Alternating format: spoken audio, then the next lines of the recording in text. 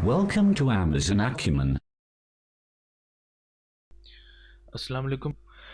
आज की वीडियो में मैं आपको बताऊंगा कि आप पीपीसी सिस्टम रिपोर्ट्स को किस तरह डाउनलोड कर सकते हैं और उसको सही तरीके से अंडरस्टैंड करने का क्या तरीका है।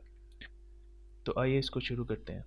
सबसे पहले आप अपने इस तरह कैंपेन मैनेजर में पहुंच जाएंगे। ये डैशबोर्ड आपको तब नज़र आएगा आप जब अपने सेलर सेंटर में जाएंगे। आपको ऊपर एक ऑप्शन नज़र आ रही होगी एडवर्टाइजिंग की। उस पर आप अपना माउस क्लिक करेंगे तो नीचे ड्रॉप डाउन मेन्यू खुलेगा। उसमें से जो फर्स्ट ऑप्शन होगी कैंपेन मैनेजर की, उसको आप क्लिक करेंगे तो ये आपको नज़र आ जाएगा। यहाँ पर आपके वो जितनी आपने कैंपेन्स रन की होंगी उसका डाटा शो हो रहा होगा। यहाँ पे ग्राफ शो हो रहा होता है। जो भी आपने इधर मैट्रिक ऐड किया, तो इस यहाँ पे सेल्स है और यहाँ पे ROS जो आपकी वैल्यूज़ हैं वहाँ पे शो, यहाँ पर शो हो रही होती हैं जितनी भी आपकी टोटल सेल्स हैं, जितनी आपकी स्पेंडिंग आई है एडवर्टाइजिंग के ऊपर, और जितना आपका ROAS है। अगर आप यहाँ पे ए कोस देखना चाहते हैं, आप यहाँ पे ऐड मैट्रिक करेंगे तो यहाँ पे आप ए कोस भी आपको नज़र आ जाएगी, आपकी ए कोस वैल्यू। तो इस तरीके से आपको यहाँ पर इन वैल्यूज़ का, जो भी आप वैल्यू चूज़ करेंगे उनका ग्राफ शो हो रहा होगा। उसके अलावा जितनी आपने प्रीवियस कैंपेन्स रन की हुई है जो आपकी चल रही हैं इस वक्त, वो भी आपको नीचे शो हो रही होती हैं। यहाँ पर आप देख सकते हैं एक मैनुअल टारगेटिंग कैंपेन चली हुई है, स्पॉन्सर प्रोडक्ट एड्स की कैंपेन चलाई हुई है, उसमें मैनुअल टारगेटिंग की हुई है। ये उसकी स्टार्ट डेट है, उसकी एंड डेट भी आगे आपको शो हो रही होती है, और डेली बजट आपको आगे इस तरह नज़र आ रहा होता है। तो हम आज की वीडियो में मैं आपको सिर्फ ये बताऊंगा कि आप सर्च टाइम रिपोर्ट्स को किस तरह डाउनलोड कर सकते हैं, आप किन स्टेप्स को परफॉर्म करना है और उसको अंडरस्टैंड करने का क्या तरीका है। तो जब ये आप इस डैशबोर्ड पे जब आप पहुंच जाएंगे, आपने अपना माउस लेफ़्ट साइड पे होवर करना है। जब अपना माउस लेफ़्ट साइड पे लेके जाएंगे तो ये साइड मेनू खुल जाएगा। इस साइड मेनू के खुलने के बाद आपने रिपोर्ट्स की टैब पे क्लिक करना है। ये जो नीचे फोर्थ ऑप्शन आपको नज़र आ रही है, इस ऑप्शन को आप क्लिक करेंगे। रिपोर्ट्स की टैब क्लिक करने के बाद आपके सामने कुछ ऐसा डैशबोर्ड आ जाएगा जहाँ पे आपको अपनी प्रीवियस रिपोर्ट्स भी नज़र आ रही होंगी। आपने एक नई सिस्टम रिपोर्ट बनानी है, आप क्रिएट रिपोर्ट की ऑप्शन पे क्लिक करेंगे। इस बटन पे क्लिक करने के बाद आपके सामने ये न्यू रिपोर्ट का एक डैशबोर्ड आ जाएगा आगे आपके सामने। अब यहाँ पर आपकी मर्ज़ी, आप जो भी रिपोर्ट डाउनलोड करना चाहें, आपने जो कैंपेन्स चलाई हुई हैं, अगर आप जो स्पॉन्सर प्रोडक्ट कैंपेन्स की अगर आप रिपोर्ट लेना चाह रहे हैं वो वाली ऑप्शन चूज़ करेंगे। स्पॉन्सर ब्रांड्स की अगर करना चाह रहे हैं वो चूज़ करेंगे। इस वीडियो में मैं स्पॉन्सर प्रोडक्ट्स की कैंपेन की जो है वो रिपोर्ट लेना चाह रहा हूँ, तो मैं यहाँ पे स्पॉन्सर प्रोडक्ट की ऑप्शन को चूज़ करूँगा। नीचे आपने जो जिस टाइप की रिपोर्ट आप डाउनलोड करना चाह रहे हैं आप वो कर सकते हैं। अब यहाँ पर सिर्फ सिस्टम रिपोर्ट ही नहीं होती, आपके पास अमेज़ॉन पीपीसी के अंदर बहुत सी रिपोर्ट्स होती हैं, जिस तरह टारगेटिंग रिपोर्ट होगी, एडवर्टाइज प्रोडक्ट रिपोर्ट होगी, कैंपेन प्लेसमेंट रिपोर्ट्स भी होती हैं, परचेज प्रोडक्ट रिपोर्ट्स भी होती हैं, परफॉर्मेंस ओवर टाइम रिपोर्ट्स भी होती हैं। तो इसमें से आपकी मर्ज़ी, आप कौन सी रिपोर्ट डाउनलोड करना चाहें। लेकिन अगर आप न्यू है अमेज़ॉन पीपीसी में, तो सबसे पहले आपके लिए ज़रूरी है कि आप सिस्टम रिपोर्ट को ईज़िली जो है वो अंडरस्टैंड कर सकें, क्योंकि यही जो है वो इम्पोर्टेंट रिपोर्ट होती है at the start of your journey. इसके नीचे फिर आपके पास ऑप्शन, आप डेली रिपोर्ट डाउनलोड करना चाह रहे हैं, पूरी समरी डाउनलोड करना चाह रहे हैं लास्ट 30 डेज़ की। यहाँ पर भी आपके पास ऑप्शन है, आप अपना टाइम पीरियड बता सकते हैं कितने पीरियड की आपको रिपोर्ट चाहिए। तो मैं यहाँ पर सिर्फ 1 मंथ की रिपोर्ट अभी डाउनलोड करूँगा। 30 डेज़ की ऑप्शन चूज़ की हुई है और समरी का ऑप्शन मैंने क्लिक किया हुआ है। अब ये एक जो नीचे आपको नज़र आ रहा है, ये एक अमेज़ोन में नया इस न्यू रिपोर्ट जहाँ पे आप जनरेट करते हैं वहाँ पे एक नया सेक्शन अमेज़ोन ने दिया है। यहाँ पर क्या आप अपनी रिपोर्ट का एक नाम दे सकते हैं, कोई भी अपनी तरफ से अपनी याद दहानी के लिए आप कोई भी नाम दे दें अपनी रिपोर्ट को, और यहाँ पर आप अपनी ईमेल एंटर कर सकते हैं। इसमें क्या होगा, आपकी ईमेल के ज़रिए आपको नोटिफाई हो जाएगा कि जब भी आपकी रिपोर्ट जनरेट हुई आपको पहुँच जाएगी। और यहाँ पर आप स्केड्यूल भी कर सकते हैं कि आपको अमेज़न कब ईमेल करे रिपोर्ट्स। अभी करनी है आप नाउ की ऑप्शन चूज़ कर लेंगे, फ्यूचर में कहीं पे करनी है आप ये ऑप्शन चूज़ करेंगे। रिकरिंग मतलब है कि आपको रिपीटेडली रिपोर्ट्स जो हैं वो ईमेल हो जाया करेंगी। अगर आपने लास्ट 30 डेज़ किया तो रिपीटेडली आपको इस टाइम पीरियड के अंदर आपको रिपोर्ट्स मिल जाया करेंगी। ये सारी वैल्यू सेट करने के बाद आपने रन रिपोर्ट पे क्लिक करना है। क्लिक करने के बाद आपके पास डाउनलोडेबल बटन आ जाएगा रिपोर्ट का, उस पर आप क्लिक करेंगे तो ये इस तरह एक्सेल की फाइल में आपकी जो रिपोर्ट है वो डाउनलोड हो जाएगी। अब ये जो आपके पास रिपोर्ट डाउनलोड हुई है, इसके अंदर आपको देखें साफ नज़र आ रहा होगा, यहाँ पे आपका कैंपेन नेम्स आपके शो हो रहे होंगे।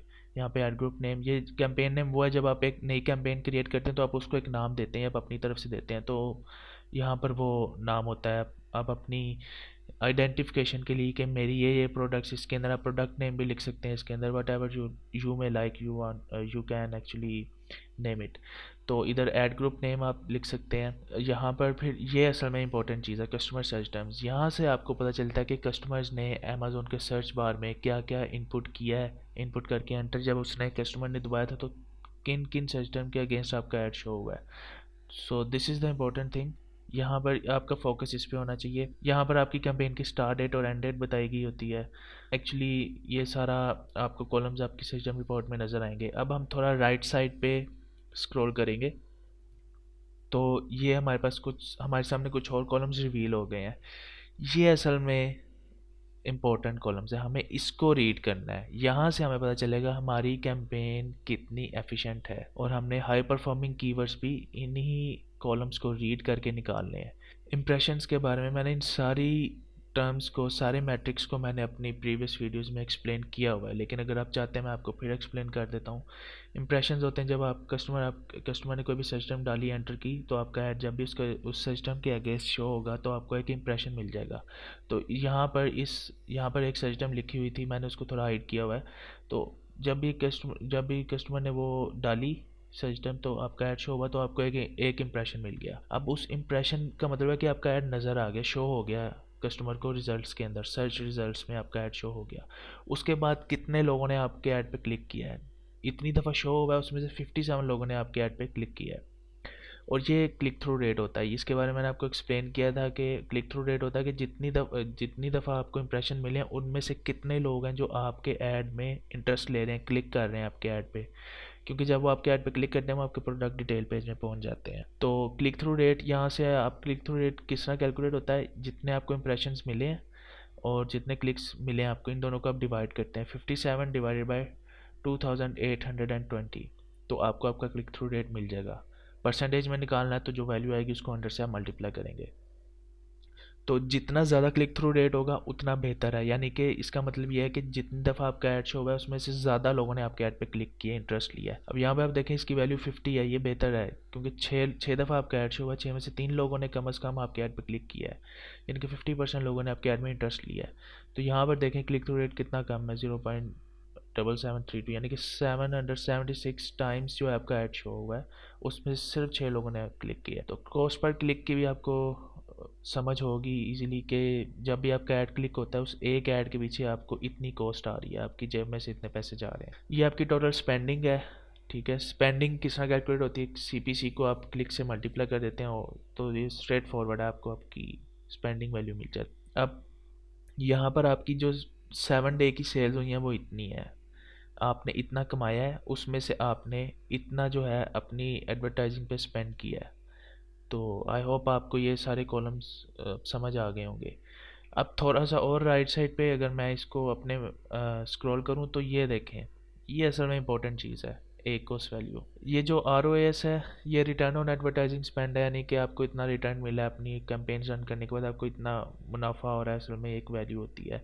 ये इसका इन्वर्स होती है, एकोस का उलट होती है ROAS। तो हम यूजुअली इसको रीड करेंगे, एकोस वैल्यू जितनी कम हो उतना बेहतर है। इसका मतलब है कि अगर परसेंटेज कम होगी, इट मीन्स कि आपकी जो स्पेंडिंग है, आपका जो खर्चा है एडवर्टाइजिंग पे, वो इतना ज़्यादा नहीं आ रहा। मीन्स इन अदर वर्ड्स के आपकी प्रॉफिटेबिलिटी इतनी ज़्यादा है कि वो खर्चा आपका कॉम्पेंसेट हो ही जा रहा है उसमें से, और फिर भी उसके बाद भी स्पेंडिंग करने के बाद भी आपका जो है वो आपको काफ़ी प्रॉफिट मार्जिन बच रहा है। तो एकोस के बारे में मैंने फर्स्ट वीडियो में एक्सप्लेन किया हुआ है, PPC पार्ट 1 में, आप जाके उसको रेफ़र कर सकते हैं। इसके अलावा अब इम्पोर्टेंट चीज़ ये है कि एकोस को रीड करने के लिए बेहतर ये है, हमने एकोस से हमने हाई परफॉर्मिंग कीवर्ड्स निकालने हैं। उसके लिए आप क्या करेंगे, इस एक्सेल के अंदर यहाँ पर आप कॉलम पे जाके इसको सॉर्ट कर लें आप अपनी एकोस वैल्यू को लो टू हाई।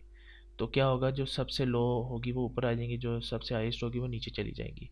मैंने आपको शुरू में भी बताया था कि जितनी कम एकोस वैल्यू उतना बेहतर होता है। तो अब ये आप पे डिपेंड करे, जितनी आपकी प्रोडक्ट की प्रॉफिटेबिलिटी है उस हिसाब से आपने खुद ही कैलकुलेशन की होगी कि आपके लिए कितनी एकोस बेहतर है। कई लोगों के लिए 25% जो है थ्रेश होल्ड वो बेहतर होता है, तो 25 से नीचे नीचे बेहतर है। 25 से ऊपर जाएगा तो उनको उनकी जो है वो उनका रेवेन्यू कम जनरेट होता है, उनके पास कम पैसे बचते हैं, प्रॉफिटेबिलिटी कम रह जाती है। तो वो उस हिसाब से आपने कैलकुलेट करनी थी। कई लोग होते हैं जिनके लिए 30% थ्रेशोल्ड जो है वो बेहतर होता है एक उस वैल्यू का, और कई के लिए 40% होता है। बेहतर यही है कि आपका 30 के आसपास हो। It depends on your products profitability. यहाँ पर अब हमने हाई परफॉर्मिंग कीवर्ड्स निकाले हैं। सपोज करें मेरे लिए जो है वो, मेरी प्रोडक्ट के लिए मैंने अपना जो एकोस थ्रेशोल्ड रखा है वो 40% रखा है, कि यानी कि 40% तक अगर किसी सिस्टम की एकोस वैल्यू आ रही है तो वो मेरे लिए बेहतर है। 40% से ऊपर जाती है मैं उसको कंसिडर नहीं करूँगा। तो मैंने ये देखें 40 तक मैंने सेलेक्ट कर लिया। अब इनके अगेंस्ट जो जो सिस्टम्स हैं वो मेरे लिए प्रॉफिटेबल सिस्टम्स हैं, वो हाई परफॉर्मिंग कीवर्ड्स मेरे लिए कंसिडर किए जाएंगे। जो सिस्टम्स है मेरे लिए हाई परफॉर्मिंग कंसिडर की जाएंगी, क्योंकि ये मुझे कम एकोस दे रही हैं, स्पेंडिंग कम आ रही है, एडवर्टाइजिंग कॉस्ट कम लग रही है मेरी इन पे, और ये मुझे रिटर्न ऑन इन्वेस्टमेंट भी दे रहे हैं, सेल्स भी इनसे मुझे जनरेट हो रही है।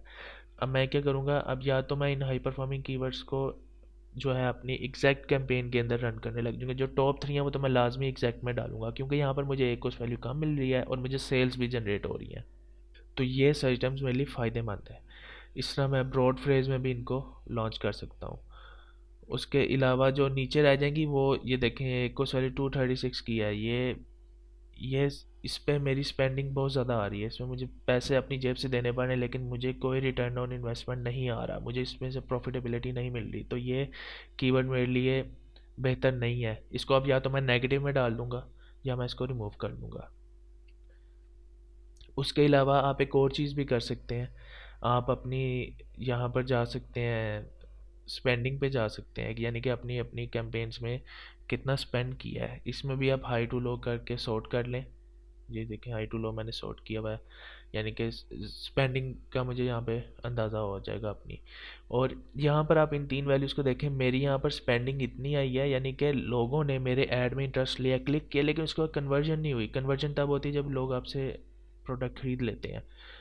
अब यहाँ पर मैं अपनी पॉकेट से पैसे दे ही जा रहा हूँ अमेज़ोन को एडवर्टाइजिंग के, लेकिन मुझे उसका रिटर्न नहीं मिल रहा, सेल्स मुझे जनरेट नहीं हो रही।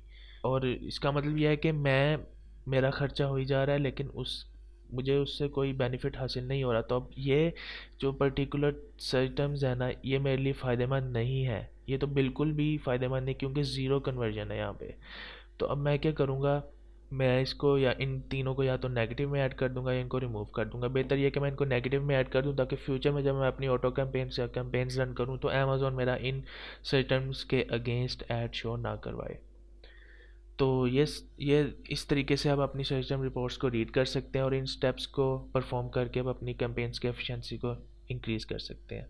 आई होप आपको आज की वीडियो समझ आई होगी, और अगर आपका कोई भी क्वेश्चन है आप मेरे से कमेंट सेक्शन में पूछ सकते हैं। Thank you.